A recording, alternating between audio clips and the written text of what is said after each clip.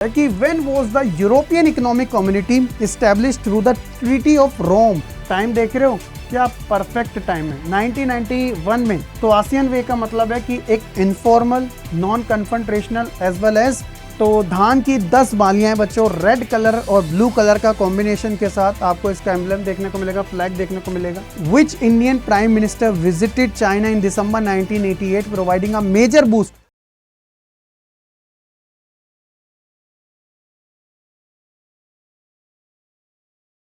Hello बच्चों, एक time पे अमेरिका को ऐसा लगता था कि जब यूएसएसआर का डिक्लाइन हो गया तो यूएसए पूरे वर्ल्ड में यूनिपोलर वर्ल्ड को आगे तक सस्टेन करेगा और पूरे वर्ल्ड के ऊपर अपना रूल कायम कर सकेगा। लेकिन उसे क्या पता था कि उसके पीछे और भी हैं जो न्यू पावर के तौर पे इमर्ज हो रहे हैं। तो इसी चैप्टर का नाम है कंटेम्प्रेरी सेंटर्स ऑफ पावर, जहां पे बच्चों 5 ऐसी चीजों के बारे में चर्चा आती है जो यूनिपोलर वर्ल्ड को डायरेक्ट चैलेंज करते हैं, जिसमें यूरोपियन यूनियन का फॉर्मेशन, जिसमें आसियान जैसा एक रीजनल कॉर्पोरेशन, जिसमें इतनी तेजी से ग्रो करती हुई इकोनॉमी एक ऐसी कंट्री की जो शुरुआत में किसी को नहीं लगा था लेकिन ड्रामेटिकली वो किस तरीके से राइज हुई। इट मींस चाइना की बात हो रही है यार। और साउथ की बच्चों Asian country, south East Asian country की बात कर लेते हैं। जापान और साउथ कोरियन भी कहां पीछे रह सकती है। उन्होंने भी बच्चों एक तरीके से दिखाया कि कंटेम्प्रेरी वर्ल्ड के अंदर हम भी इमर्जिंग पावर हैं। और इसी चैप्टर से रिलेटेड बच्चों आपके लिए वो ऐसे इंपॉर्टेंट क्वेश्चंस एमसीक्यू फॉर्मेट में जो वायरल कैटेगरी के है, यानी कि जो एग्जामिनर के सबसे ज्यादा पसंदीदा है, आज के इस सेशन में बच्चों हम उन्हें कवर करने वाले। इससे पहले बच्चों मैंने आपको चैप्टर नंबर 1 के कवर करा दिए, तो मेक श्योर सारे बच्चे उसे जरूर चेकआउट कर लीजिएगा। अब बात करते हैं इस चैप्टर की, तो जल्दी से फटाफट क्वेश्चन नंबर 1 की शुरुआत करें। उससे पहले ऑब्वियसली मेरा कुछ छोटा सा एक फर्ज बनता है आपको बताना कि अगर आपको लगता है आपके बोर्ड एग्जाम सीयूटी एग्जाम में अगर आपको इतनी सी भी कोई प्रॉब्लम है, कुछ जानकारी चाहिए, कुछ भी पूछना है, आपके एसआर के सर ऑलवेज आपकी मदद करने के लिए रेडी है। This is my official email ID and this is my official Telegram channel, जहाँ पे 2800 से ज़्यादा बच्चे जो है ज्वाइन है, आप भी ज्वाइन कर लीजिएगा। और इस क्लास की पीडीएफ में आपके लिए टेलीग्राम अपनी अड्डा 24/7 की ऐप है ना, उस पर अपलोड कर दूंगा, लिंक उसका डिस्क्रिप्शन में, आप देख लीजिएगा सबसे पहले। और ये मेरा टेलीग्राम चैनल है बच्चों, अब इतना देख लिया तो इसे भी जरा देख लीजिएगा। स्कैन करने के लिए दिखाया, इतनी सारी फैसिलिटी देता हूँ, वो भी फ्री, ध्यान रखिएगा। क्वेश्चन नंबर 1 की शुरुआत करते हैं। 30 क्वेश्चन है बच्चों इस सेशन के अंदर, पूरे रैपिड तरीके से चलूंगा और अच्छे तरीके से एक्सप्लेनेशन जहां चाहोगे वहां देता चलूंगा। क्वेश्चन नंबर 1 की बात करते हैं। Which plan was introduced by USA in 1948 to rebuild the shattered west European economies. हम सभी जानते हैं कि यार सेकेंड वर्ल्ड वॉर के बाद जो मेन एरिना था वो था यूरोप, और यूरोप को जो मार पड़ी ना बच्चों, उसके बाद तो एशिया, अफ्रीका, लैटिन अमेरिका जैसी कंट्रियां भर भर के आज़ाद हुई। इंडिया भी उसके अंदर शामिल थी, क्योंकि ये देश खुद ही अपने आप को नहीं संभाल पा रहे थे, अपनी कॉलोनीज को कैसे संभाल पाएंगे। तो ऐसे में अच्छा चाल चली थी बच्चों, अमेरिका ने एक प्लान चला के जिसको मार्शल प्लान कहा जाता है, ऑप्शन नंबर बी। और इस मार्शल प्लान में वो वेस्टर्न कंट्री को अपने हिस्से में लेके आना चाहता था। क्यों लेके आना चाहता? क्योंकि उसे पता था कोल्ड वॉर का एरा जो है शुरू हो चुका है और अपनी आइडियोलॉजी को प्रमोट करना है। तो ऐसे में यार वेस्टर्न कंट्री को ऐसे थोड़ी छोड़ सकते हैं कि वो यूएसएसआर के साथ चले जाए। क्यों बच्चों? अगला क्वेश्चन आता है कि when was the European economic community established through the treaty of Rome. देखो यार रोम कहां पर है? रोम है सर इटली के अंदर है। ठीक है बच्चों, आपका ये इटली कंट्री याद रखना है। तो ये बात हो रही है 1957 की। कब? 1957, याद रखिएगा। 6 देश, एक तो मैंने यहां पे मेंशन कर दिया, एक मैं यहां मेंशन कर देता हूं, वेस्ट जर्मनी मैं यहां मेंशन कर देता हूं। उसके बाद मैं फ्रांस लिख देता हूं, यहां मैं नीदरलैंड, बेल्जियम को कैसे भूल सकते हैं यार, ब्रुसल जिसकी कैपिटल है, और साथ ही साथ लग्जमबर्ग, यार लग्जरी कंट्री है लग्जमबर्ग। कितने देश हो गए? 1 2 3 4 5 एज वेल एज 6। 6 देशों ने मिलकर बच्चों EEC क्रिएट किया था, जिसका नाम है यूरोपियन इकोनॉमिक कम्युनिटी, जो बच्चों आगे चल के यूरोपियन कम्युनिटी के नाम से जाना गया था। और यही यूरोपियन कम्युनिटी आपको पता है आज के समय यूरोपियन यूनियन के नाम से जानी जाती है। आपसी देशों में ट्रेड वगैरह अच्छा खासा हो सके भाई। अगला क्वेश्चन है कि मॉस्ट्रिच ट्रीटी साइन हुई थी फेब 1992 में, जिसके बाद बच्चों कौन से टाइप का ऑर्गेनाइजेशन वर्ल्ड के सामने आया, तो वो था यूरोपियन यूनियन। टाइम देख रहे हो, क्या परफेक्ट टाइम है। 1991 में एंड मंथ में बच्चों डिसोल्यूशन देखने को मिलता है यूएसएसआर का, और अगले साल ही फेब मंथ में बच्चों आपको यूरोपियन यूनियन, जो कि एक सुपर नेशनल टाइप का यूनियन था, जो आफ्टर सेकेंड वर्ल्ड वॉर के बाद बनना शुरू हो गया था। इसकी टाइमलाइन बहुत लंबी रही है, चैप्टर मैंने आपको बता रखा है, एक बार लाइव सेशन में जाके जरूर देख लेना, वन शॉट पूरे क्लियर तरीके से आपको समझा रखी है, पूरी प्लेलिस्ट बनी हुई है आपके लिए। नेक्स्ट क्वेश्चन है कि which common currency was officially introduced by 12 members state of European Union in January 2002। तो उसका नाम था, जो डॉलर को चैलेंज दे सकती है, वो और कोई नहीं, वो थी यूरोपियन यूनियन की खुद की एक कॉमन करेंसी जिसका नाम है यूरो। अगला क्वेश्चन आता है कि which country held a referendum in 2016 in which 51.9% voter voted to exit the European union. तो इसी टर्म्स को ब्रेग्जिट के नाम से जाना जाता है। तो ये थी बच्चों United Kingdom, option number B इसका करेक्ट आंसर है। रेफ्यूजीज को लेके बच्चों प्रॉब्लम हुई थी, और रेफरेंडम का मतलब होता है कि सरकार नहीं, अब जनता डिसाइड करेगी। जनमत संग्रह करवाया गया था और जनता ने देखो फुल मेजॉरिटी के साथ 51.9 ऑलमोस्ट 52% कह लो, उन्होंने साफ बोला था कि हमें यूरोपियन यूनियन के साथ नहीं रहना। एंड फाइनली 2016 में ये क्लियर हुआ, और 2020 आते आते बच्चों सारा का सारा पैकअप भी हो गया। एंड अब ब्रिटेन यूरोपियन यूनियन का बिल्कुल इत्तू सा भी पार्ट नहीं है। How many gold star are featured in the circle of official flag of the European union? तो वो है टोटल 12 स्टार, और ये 12 स्टार रिप्रेजेंट कंट्री को नहीं करते बल्कि उनकी यूनिटी को, परफेक्शन को, इन चीजों को करते बच्चों। In which year the association of the South East Asian nation establish through the Bangkok declaration? तो ये हुई थी ऑप्शन नंबर ए। इसमें 5 कंट्रियों के फॉरेन मिनिस्टर जो थे वो शामिल हुए थे, बस IMPST, Indonesia, Malaysia, Philippines, Singapore and Thailand. और ये जो बैंकॉक है वो थाईलैंड में ही है बच्चों। 5 देशों के फॉरेन मिनिस्टर एक रीजनल कोऑपरेशन बनाने के लिए डिक्लेरेशन साइन करते हैं। अगस्त का महीना था 1967 में आसियान एक सिग्निफिकेंट रीजनल कोऑपरेशन बन के उभरता है, जिसको आसियान के नाम से ही जाना जाता है। स्पेशली ये साउथ ईस्ट एशियन कंट्री से रिलेटेड था, जो कि आगे चल के 5 और मेंबर इसके अंदर जुड़े। फॉर एग्जांपल इसमें वियतनाम, दारुसलाम, लाओस, ब्रुनेई जैसी कंट्री और शामिल हुई। Which of the following country was not among the 5 founding member?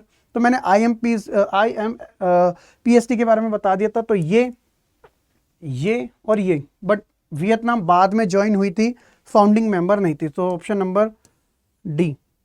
अगला क्वेश्चन है, what does the term ASEAN way signify in global politics? तो आसियान वे का मतलब है कि एक informal, non confrontational as well as cooperative interactions की बात करते हैं। हर किसी का अपना अपना एक वे होता है, अपना एक स्टाइल होता है बच्चों। आसियान क्या बोलता है कि हम हर चीज को फॉर्मल वे में लेके नहीं जाना चाहते कि मीटिंग्स करो, हैं, डेट डिसाइड करो। अरे इनफॉर्मल बातचीत के मसले से हल हो जाए तो क्या दिक्कत है? और हम टकराव की ओर जाए, हम तो नॉन कन्फ्रंटेशनल बनेंगे, यानी कि गैर टकराव रहित की बात करेंगे, और कोऑपरेटिव नेचर रखेंगे। यार हम सब भाई है आपस में। In which year was the ASEAN Regional Forum ARF established to coordinate security and foreign policy? Foreign policy के मद्देनजर रखते हैं 1994 में बच्चों ARF जो था स्टैब्लिश हुआ था आसियान के द्वारा। What do the 10 stalk of paddy in the official emblem of ASEAN represent? तो ये जो है वो एक तरीके से 10 साउथ एशियन कंट्री के बाउंड इन अ फ्रेंडशिप और यूनिटी को लेके शो किए जाते हैं। तो धान की 10 बालियां बच्चों रेड कलर और ब्लू कलर का कॉम्बिनेशन के साथ आपको इसका एम्ब्लेम देखने को मिलेगा, फ्लैग देखने को मिलेगा। Under whose leadership was the Chinese People's Republic established following in the revolution of 1949? So इसको बच्चों माओ जेडोंग रेवोल्यूशन के नाम से भी जाना जाता है। 1949 से 1970 तक का जो टाइम था वो बच्चों चाइना के अंदर क्लोज्ड इकोनॉमिक का ही टाइम देखने को मिला था। वो तो टर्निंग पॉइंट जो आता है एक तरीके से वो 1970 के डिकेड में ही देखने को मिलता है। ठीक है। In which year did China and its political and economic isolation by establishing tie with the USA. तो ये जो टाइम था इनके लिए ऑप्शन नंबर ए का था, क्योंकि 1970 का डिकेड एक के बाद एक वेस्टर्न कंट्री, वेस्टर्न आइडियोलॉजी को फॉलो करने वाली, वेस्ट आइडियोलॉजी को फॉलो करने वाली यूएसए के साथ अपना आइसोलेशन से दी एंड करते हैं, रिलेशंस कायम करते हैं, फिर एक के बाद एक बच्चों ऐसी चीजें करते हैं, दुनिया देखते ही रह जाती है। और आज ये वर्ल्ड की टॉपेस्ट ग्रोइंग जीडीपी के अंदर कंसिडर की जाती है ये country. Who propose the four modernization, agriculture, industry, science and tech and military in China in 1973। तो ये चाओ एंड लाई के द्वारा बच्चों प्रपोज किए गए थे, बट इंप्लीमेंटेशन का काम इन्हों के द्वारा किया गया था, लेकिन प्रपोज्ड बाय दिस वन। फिर आता है कि who announce the open door policy, तो ये इन्होंने करी थी 1978 में, जब इन्होंने अपनी क्लोज्ड इकोनॉमी को ओपन इकोनॉमी कर दिया और एफडीआई की इन्होंने बात करना शुरू कर दी, अपने देश के दरवाजे दूसरी बाहर की कंपनियों के लिए ओपन कर दिए। In which year was agriculture privatised in China as a part is faced market economic reform. तो इन्होंने बच्चों स्लो एंड स्टडी एक तरीके से स्ट्रेटजी को फॉलो किया। ऐसा नहीं था कि शॉक थेरेपी लेके आ रहा है कि इंस्टेंट तरीके से रेवोल्यूशन लेके आएंगे, नहीं, slow and study step by step तरीके से इन्होंने फॉलो किया। 1982 में फर्स्ट टाइम इन्होंने प्राइवेटाइजेशन एग्रीकल्चर के लेके आए बच्चों। और उसके बाद देखो 2001 में जाके ये WTO का पार्ट बना। व्हाट इज WTO बच्चों? वर्ल्ड ट्रेड ऑर्गेनाइजेशन है बच्चों। 1995 में ये स्टैब्लिश हुआ था GATT के स्थान पे, उसका सक्सेसर रह चुका है। जो इंटरनेशनल लेवल पे बच्चों खास तौर पे जो भी रूल एंड रेगुलेशन है उसको देखता है, अगर कंट्रीज के बीच में कोई डिस्प्यूट हो जाए तो उसको देखता है। इंडिया भी बच्चों WTO का पार्ट है।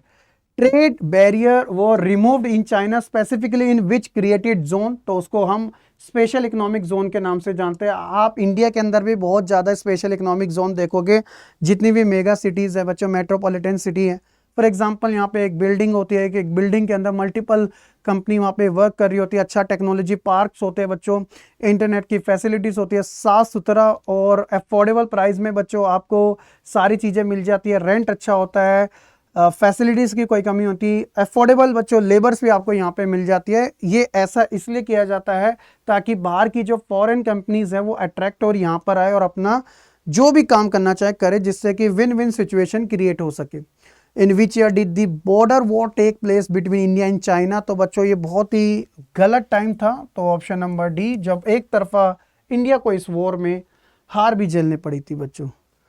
Which Indian Prime Minister visited China in December 1988 providing a major boost to the bilateral ties? तो ये थे 1988 में राजीव गांधी जी, जब फर्स्ट टाइम इन्होंने एज अ PM रहते हुए विजिट किया था, क्योंकि 1962 से 76 तक तो डिप्लोमेटिक जो रिलेशन थे पूरे खराब थे। फिर वो तो अटल बिहारी वाजपेयी फॉरेन मिनिस्टर रहते हुए फर्स्ट टाइम गए थे, लेकिन प्राइम मिनिस्टर रहते हुए राजीव गांधी फर्स्ट टाइम गए थे। देन उसके बाद बच्चों रिफॉर्म आना शुरू हुआ और एक के बाद साल बीतता गया और इन दोनों देशों के बीच में जो ट्रेड था वो तेजी से बढ़ता रहा। Which foreign policy initiative why adopted by India in 1991, जिसको आगे चल के अपडेट किया था एक्ट ईस्ट में 2014 में। तो बच्चों पहले जो थी वो थी लुक ईस्ट वाली, लुक वेस्ट नहीं है, लुक ईस्ट है, ऑप्शन नंबर ए है। फिर ये 1991 में उस समय जो देश के प्राइम मिनिस्टर थे वो थे नरसिम्हा राव और देश के फाइनेंस मिनिस्टर थे वो थे मनमोहन जी। फिर इसको 2014 में under the leadership of Narendra Modi इसको अपडेट करके इसको लुक ईस्ट नहीं बोला, इसको बोला एक्ट ईस्ट, देखो नहीं काम भी करो, ये था बच्चों। In which year did Japan become a member of the OECD, organisation for the economic cooperation and development. Japan जो था बच्चों एक तरीके से OECD, जिसका फुल फॉर्म भी एग्जाम में अक्सर पूछ लिया जाता है, तो आपको ये बताना कि ये कब एक तरीके से इसका मेंबर बना। इसमें बहुत सारे बच्चे कंफ्यूज होते हैं 1951, 1957, 1964, 1973, but the real answer is option number C, 1964 में बच्चों जापान जो था इसका एक तरीके से मेंबर बन गया था। तो ये क्वेश्चन बड़ा इंपॉर्टेंट है, फैक्ट बेस्ड है, याद रखिएगा बच्चों, ठीक है। चले आगे देखें, नेक्स्ट क्वेश्चन की ओर आगे बढ़ते हैं कि which article of the Japan constitution states the Japanese people for ever renounce war as a sovereign rights. वो इनका आर्टिकल 9 कहता है, जो कि किसी भी टाइप से रिवेंज की बात नहीं करता। रिवेंज इन द सेंस कि हम सबको पता है कि अमेरिका ने little little boy fat name नाम से दो एटम बॉम्ब्स यहाँ पे ड्रॉप किए थे, हिरोशिमा नागासाकी, इनके जो शहर थे बच्चों पूरी तरह के डिस्ट्रॉय हो गए थे, फिर भी इनके अंदर कोई वैसी भावना थी, ये सेक्रीफाइस करते हैं, त्याग करते हैं और ये टेक्नोलॉजी के ऊपर ज़्यादा बिलीव करते हैं। Sony, Panasonic, Canon, Honda, Toyota, Mazda are a high tech brand originating from which Asian nation? तो ये बच्चों सब जापानीज ही, ऑप्शन नंबर डी। देख रहे हो आप में से कितने ऐसे यूजर हैं जिन्होंने सोनी का कैमरा यूज ना किया हो? ऑलमोस्ट सभी ने किया रखा है। What phrase is used to describe the rapid economic rise of South Korean between 1960 to 1980s? तो इसको हम कहते हैं miracle on the Han river. Option number जो बी है वो इसका राइट आंसर है बच्चों।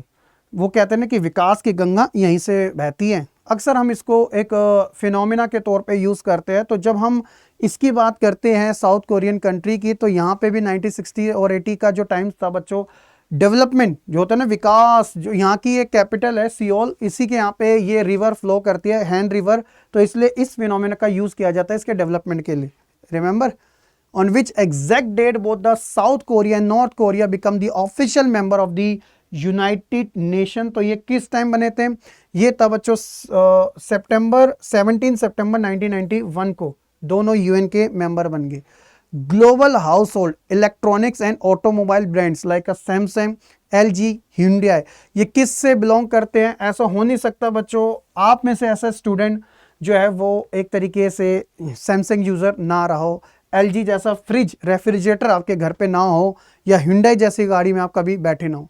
In which year was the Council of Europe established for the political cooperation among the Western European states? तो ये कब की बात है? ये 1940 स्टार्टिंग की बात है, 49 की बात है। ऑप्शन नंबर जो बी है इसका बिल्कुल करेक्ट आंसर है। ठीक है, फिर आता है question number 9। Which agreement sign in June 1985 eliminated border control among the member state of the European community? तो जून 1985 की बात आ रही है, तो इसमें हम बात करते हैं शेंगेन एग्रीमेंट की, कि बॉर्डर फ्री जो यूरोपियन यूनियन की कंट्री एक दूसरे देश में ट्रैवल कर सकते हैं without visa and passport. And last question बच्चों, आपको इस क्वेश्चन को इसके कमेंट्स में लिखना है। लेट्स सी कि कितने बच्चे इसका करेक्ट आंसर दे पाते हैं कि which treaty come into force in December 2009 to reform and modernise the constitutional basis of the European union? तो क्या वो मोस्ट्रिच थी, लिस्बन थी, बैंकॉक थी, या फिर वर्साइल थी? अब आपको मेरे को ये बताना है कमेंट सेक्शन में, इसका आंसर विद एक्सप्लेनेशन चाहिए। I want explanation everyone, please इसे जरूर लिखना। जिसका आएगा मैं पर्सनली आपको रिप्लाई भी जरूर करूंगा। और उम्मीद है कि बच्चों आपको ये जो सेशन है वो काफ़ी अच्छे तरीके से पसंद भी आया होगा, समझ भी आया होगा। और यही था बच्चों आज के इस सेशन में मेरी साइड से। बहुत बहुत शुक्रिया। जाते जाते बच्चों एक बार फिर से याद दिला देता हूँ, ये बच्चों हमारे महापैक बैच होते हैं। तो अगर कोई भी बच्चा हमारे ऑनलाइन पेड क्लासेस में जुड़ना चाहता है, अगर आप आर्ट स्ट्रीम के हो बच्चों, तो आपके लिए ये वाला विद बुक के साथ आएगा 14-15 के आसपास, तो बुक ही आपको फ्री मिलती है। तो जब भी आपको लगे इंटरेस्ट, तो आप सिंपली एक्स्ट्रा डिस्काउंट के लिए इस कोड को याद रख लेना, यूज़ कर लेना। जो भी एक्सिस्टिंग डिस्काउंट होगा, जब उसे हटा के अब ये वाला डालोगे तो एक्स्ट्रा ही डिस्काउंट आपको वहाँ पे फ्री मिलेगा। ठीक है, बाकी आज की इस वीडियो में इतना ही। बाकी मिलते हैं अपनी नेक्स्ट वीडियो में। खुश रहे, पढ़ते हैं और ऐसे ही आगे बढ़ते रहें।